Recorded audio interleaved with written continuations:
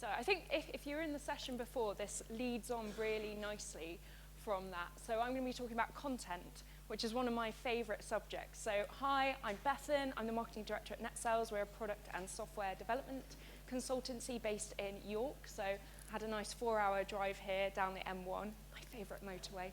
Loads of roadworks, always good. And just to give you a bit of my background to help you understand why I feel semi-qualified to talk about content. I've been writing content in one form or another for about 10 years.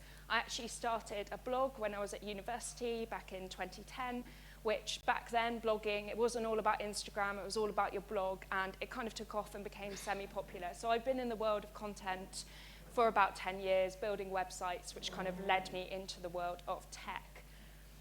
So we know there's a lot of content being created. You only have to go online, go on Google, Instagram, Facebook, whatever platform of choice. There is video, there is text, there's blogs, there's articles. You're inundated every day with intense amounts of information that most of the time, when you think about your own online behavior, you brush past it because you're overloaded with it. And I love this stat because this is equivalent to 250 million human brains every day is being pushed online in one form or another. So how do you cut through that noise? That is your challenge as a business.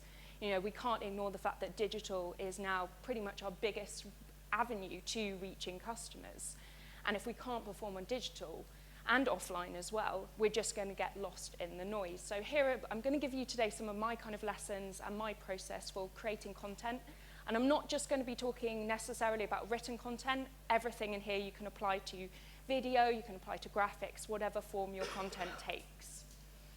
So I asked on Twitter if people could send me their examples of B2B content that they thought was really boring. So I'm really sorry if you're from DXC Digital. I didn't pick you out. This is what I was sent. But I'm specifically going to also today be focusing on B2B. I think if you're here in the last talk, that's a great example of how B2C can be made very exciting through content and graphics, but it's a bit harder when you're B2B. You've got really long sales cycles, up to a year, 18 months, or longer.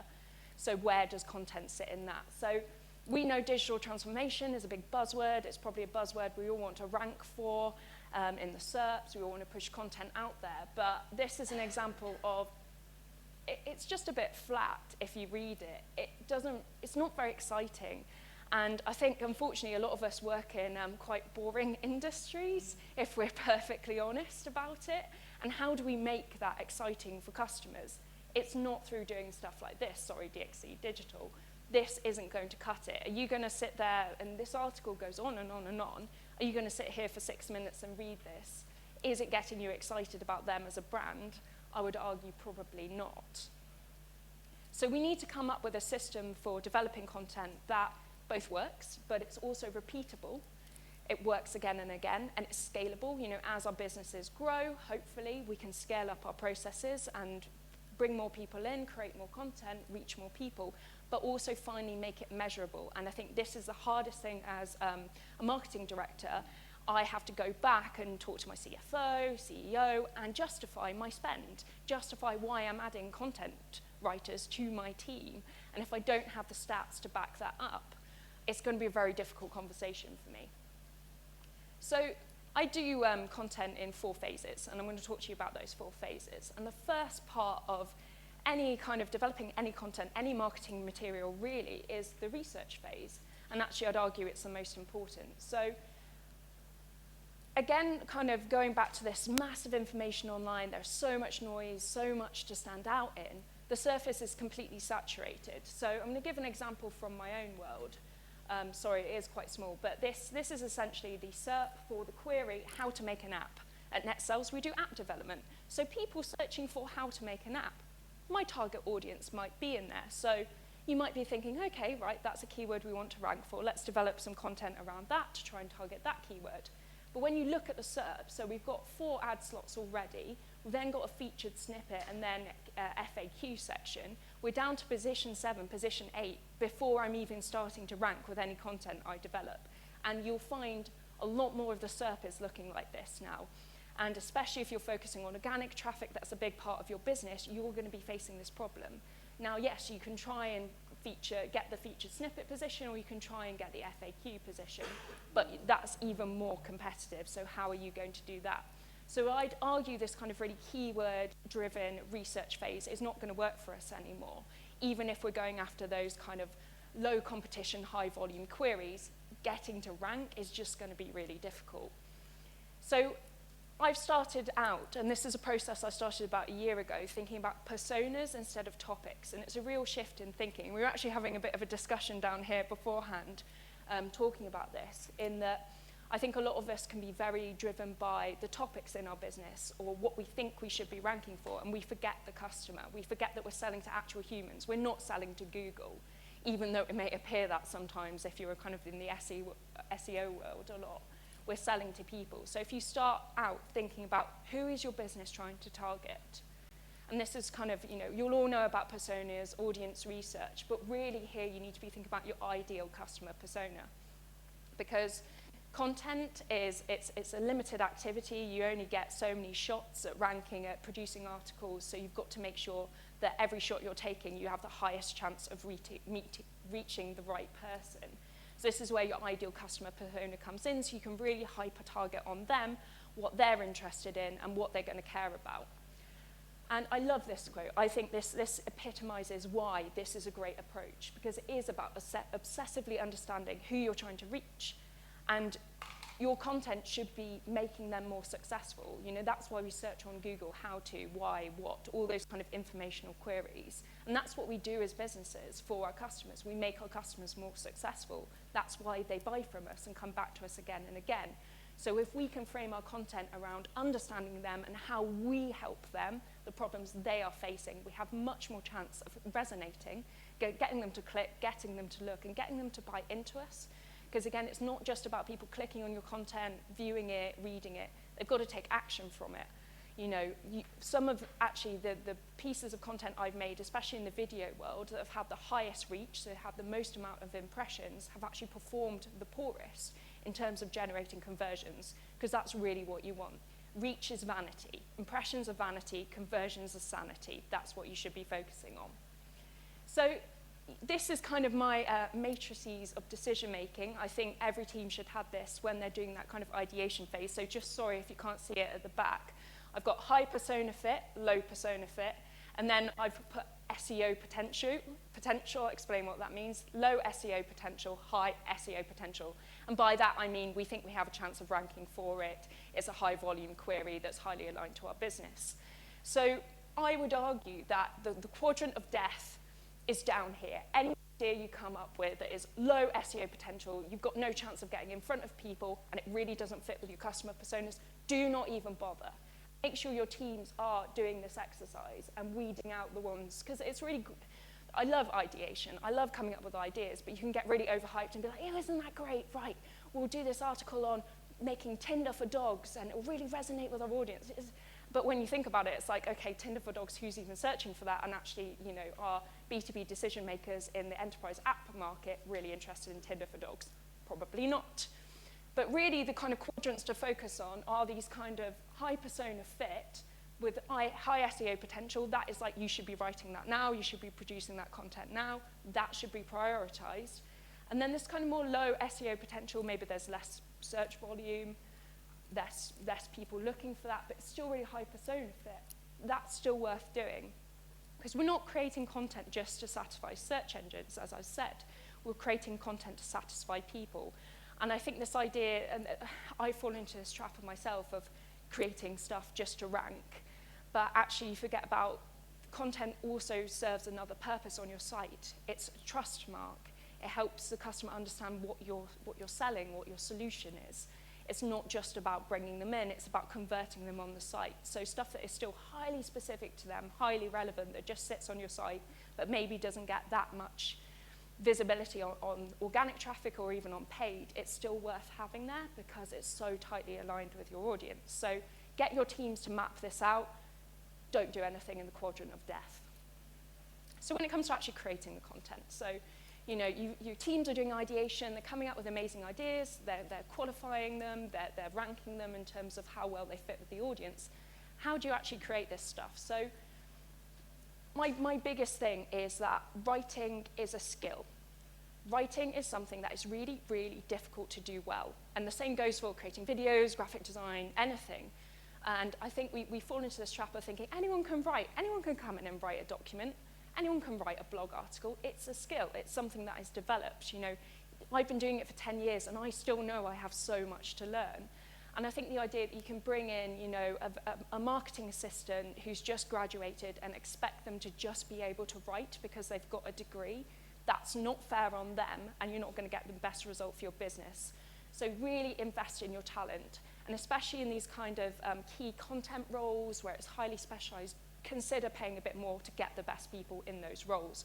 Because again, there's no point producing volumes of content has no return, but you've satisfied your tick box of we're doing content. There's literally no point. So do invest in your talent.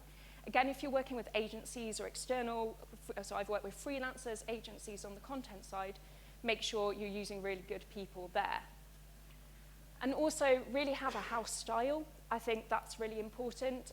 You will have brand guidelines probably, you'll have your brand book, but if you don't have a written house style, you'll find very fragmented content across everything. And then make sure everyone understands metadata. I think, again, this is the idea that a content writer just writes content. They're not necessarily involved in SEO or the other bits. If they don't understand things like H1, H2 tags, don't understand alt text, you're not setting up your content to win, if that makes sense. You're just going to have someone who can write, which is great, but they need to understand the digital side as well. And really finally, on this point, quality over quantity. And actually recently, The Guardian and Le Monde have started cutting back the volume of content they put on the site. And they've been using their data, their analytics, to focus on the topics and the subjects they know really well, but cutting the volume. And they've actually found that revenues have increased and reader time and reader acquisition has increased because they're focusing on quality. So don't be afraid to cut back and really hone in on that exceptional quality content. Promotion and distribution, this is an area people forget. They just do the content thing, put it out there, expect people to come. It doesn't work like that. And I love this idea of pre-promotion. This is something that Grow and Convert, who are kind of a really well-respected San Franciscan content agency, talk about. So before they write the content, they work out where they're going to promote it, and they join the relevant Facebook groups, Reddit threads. They look on Quora and just pick the places where they can promote it that isn't just hoping it will rank on Google. So make sure that is part of the process. And then this goes back to the previous talk, but have that collaboration between PR, SEO, content, and social, especially if you're a really large organization and those teams are really distributed, because the content team need the insights from social to know what content is resonating, and social can do those little micro experiments and put stuff out there and see if engagement is there before you invest in writing the article. Again, PR can advise, you know, if you frame it like this, we can then turn it into a press release, it has this chance of being picked up. Just get that cross-functionality in your business. And then finally, just before we go on to measuring ROI, really define what success looks like in your teams. Don't just put the content out there and be like, okay, right, what now? And for us at Netsells, you know, I have thresholds of, okay, I know a good piece of content is good when it reaches this amount of page views, it has this amount of penetration in our target market, and I get this amount of conversions off the back of it. And stuff that doesn't meet that, I don't do that stuff again. It's that kind of test, build, measure, learn mindset. And because I work in software, I've stolen that from the developers and made it my own. So really, once you've got that data, you can monitor your content, you can edit it or bin. So for stuff that doesn't meet your threshold, decide, do I need to change it? Is there something not quite right here? Change maybe some of the SEO fundamentals or even the content itself. Push it back out there, see if it meets your benchmark then, or just bin it. There's no point having low-performing content on your site, and I think brands are really scared of actually binning off content that doesn't work. There's a reason it doesn't work. It might actually be destroying some brand equity for you by sitting there and just doing nothing for you and not resonating with your audience. So do not be afraid to press that delete button. So just finally on proving ROI, which is always a huge challenge for any marketing department. It's always my biggest headache at night. You need solid conversion tracking in place, so you need to know what a macro conversion looks like for you. So for Netsells, it's a lead. It's a lead generated through our site that someone signs up through our form and contacts us. That's what I'm aiming for. But what are the micro conversions that I'm aiming for? Probably people clicking through the site, going on our services page, and getting that kind of depth in the site. So I can kind of measure how much penetration they're doing in the site, and then I know that people who read more of our stuff are more likely to eventually convert. And this is really good if you've got that long B2B sales cycle where they're not just going to land on your site, they're not just going to convert there and then. E-commerce is great. I'd love to be in e-commerce, so easy, she says. Probably isn't, but from when you look at it from the B2B side, you're always very jealous. So yeah, micro and macro conversions are really, really important. And again, you get sometimes an inkling from the micro conversions of like, this is good, this is going to be really good before you start getting those leads in. And I think if you're waiting for the macro conversion, you're waiting like 18 months until they contact you, you might have binned off that piece of content, but it's actually working for you. It's just you've got a really long sales cycle. And this is really interesting. So I use Google Analytics, Google Tag Manager, kind of the standard tracking setup. And attribution is something that I find fascinating in B2B because, again, long sales cycle. And you would think that kind of first click just isn't going to work for you. So you very rarely get someone land on the site and convert, and you'd give attribution to the first place they came from. It doesn't work like that. And if you're using the wrong attribution model, you actually might be missing some of the content that is driving your conversions. So this, again, sorry, it is a bit small on these screens. I can send the slides around if anyone's interested. This is actually taken from my personal blog because I'm really sad and have a blog where I track all my conversions, which is sad. But, you know, I do it for a living, why not?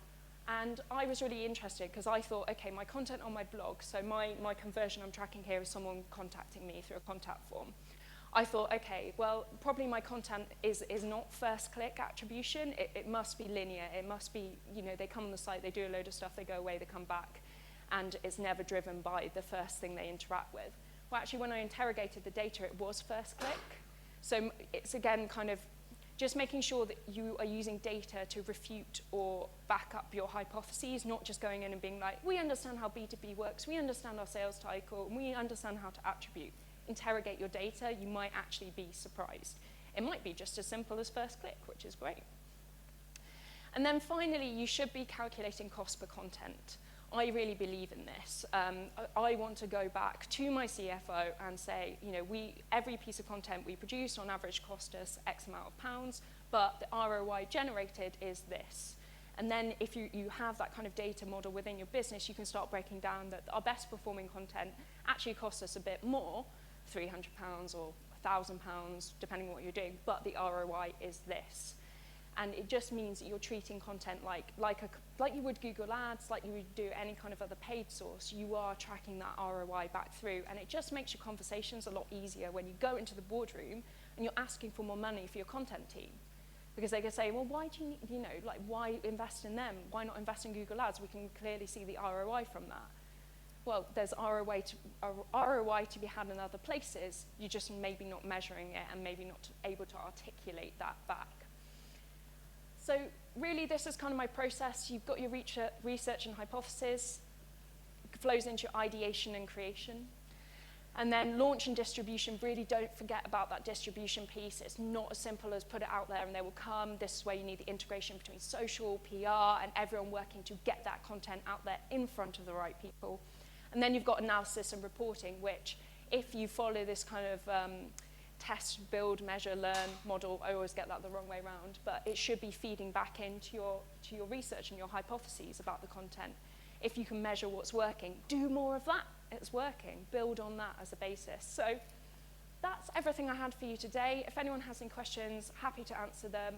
If you want to get in contact with me by email, just to chat about anything you don't want to chat today, that's great. And I'm sure we'll send around the slides so you can interrogate some of the bits you couldn't see in more detail. But thank you for listening.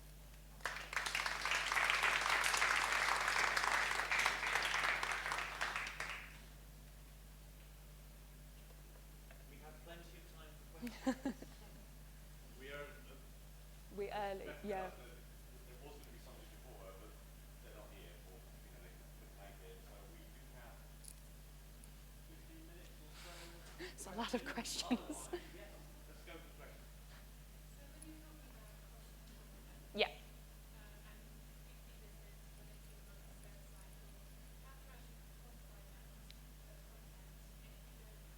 Yeah, yeah, and this is where you need a really close collaboration with your sales team and to be able to basically either have, so you can have lead scoring, so you can get that immediate hit of like, is it generating the right leads, but just make sure you have a way of connecting back that data in 18 months' time back to the leads generated and then which content they looked at. So, you know, HubSpot, any decent CRM will be able to do that piece for you. And then you can basically break down the data like that. Does that make sense? Yeah, it's long, you're waiting, and that's why those micro conversions are really important to be almost getting a feel for what's working before you know for sure.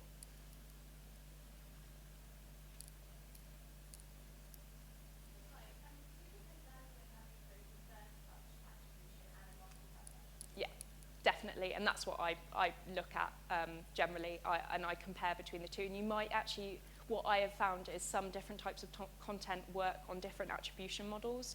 So that's why I always think it's worth looking at all of them, but some teams I've worked with where there's less knowledge of data have found that really overwhelming. So I think in the beginning, just start off with the one you think is most representative of your business, but then build out that knowledge. But if you've got that already, then yeah, go for it. Look at all of them.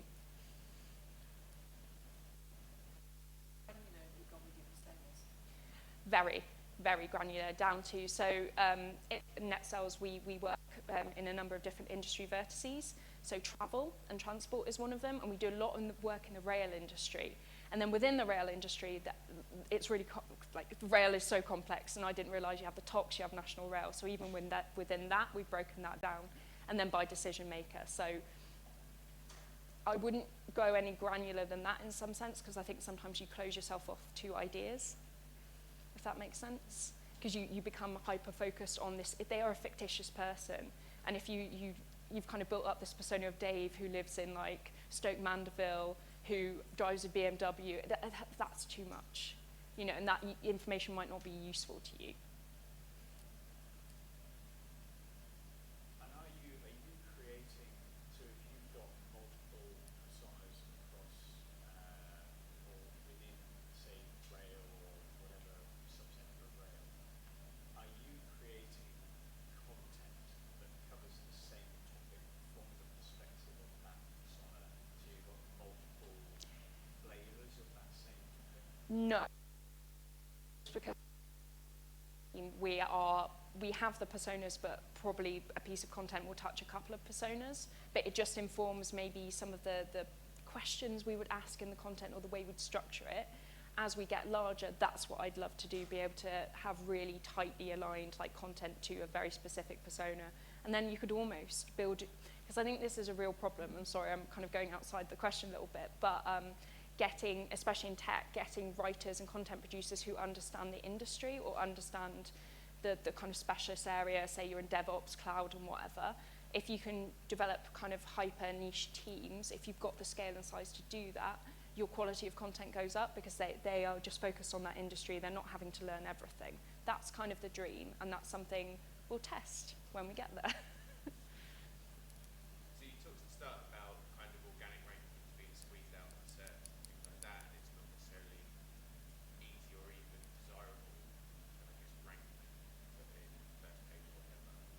But then you also talked about content writers having to know about Yeah. metadata and H1s and all that kind of Yeah. stuff. So how do those two Yeah. play out if you need to optimize content but you're not optimizing it? Yeah, we're optimizing for user experience. So that's what Google wants us to do. We know that the most recent updates are all around that. And even if you're not optimizing for a SERP position, adding that structured data into your content is optimizing for the user's experience, if you see what I mean. And hopefully the benefit is that Google rewards you for that, but in the meantime, at least you're optimizing for the user.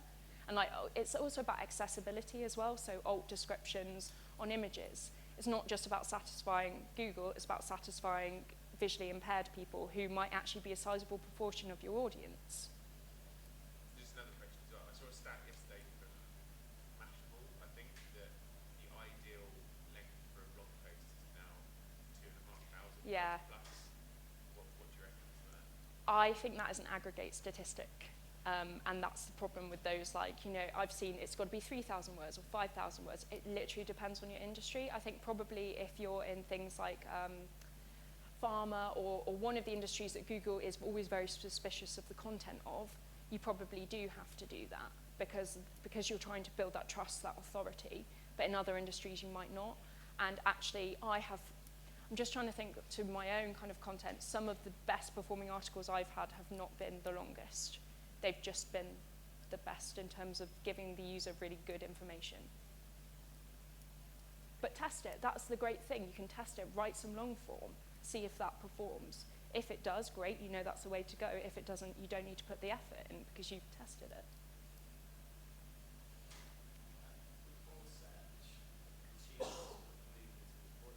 Yeah.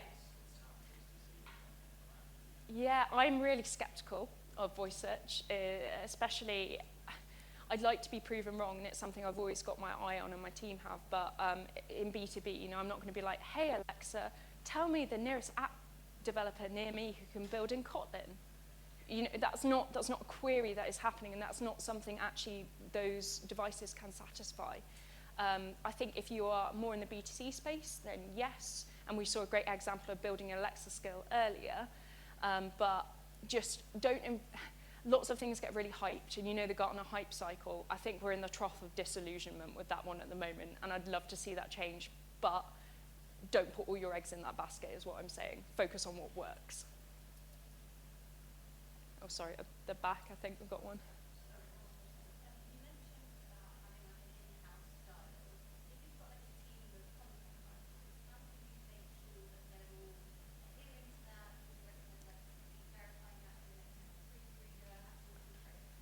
So we follow the process you would do for a code review, where you have essentially a pull request or a merge request, where someone from the team is basically checking over the work and checking it meets the standards. And it's not like the senior person checks over, it's everyone checks over everyone's work. Yeah, and that means everyone's kind of cross-pollinating and sharing ideas, and because we do this kind of digitally, you can kind of at so-and-so, like, can you just check this piece, I'm not so sure. And that's a great way of doing it, and it's a great way of getting junior members to learn that house style, because they're having to critique on it. Okay, I think we had another one here.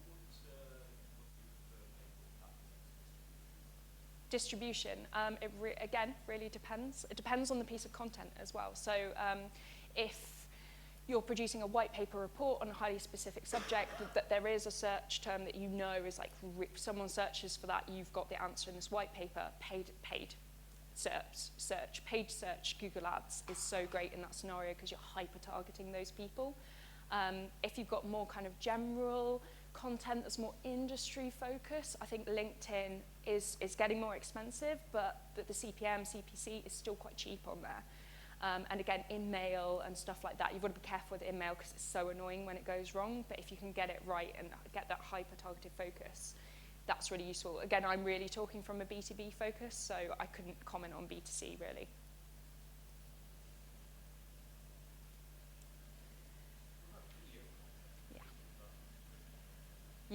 Yeah, video, it follows all of the same kind of rules that I've laid out. Would you find, say, if you've written content done particularly well, then amplify the video, or would you test video at the same time? I would probably, because video is often more expensive to produce than written, so try out the blog post, and it's that whole repurposing, and it's something I didn't have time to talk about. I could have literally gone on forever about this, but repurposing, so when you find something that works in a written format, amplify it, social, video, yeah, infographic, literally milk it for all it's worth if it's really working well. And it also, it kind of, sometimes because you've got something there already, it's cheaper to produce because you've got less production time, less thinking of the idea time. Thank you.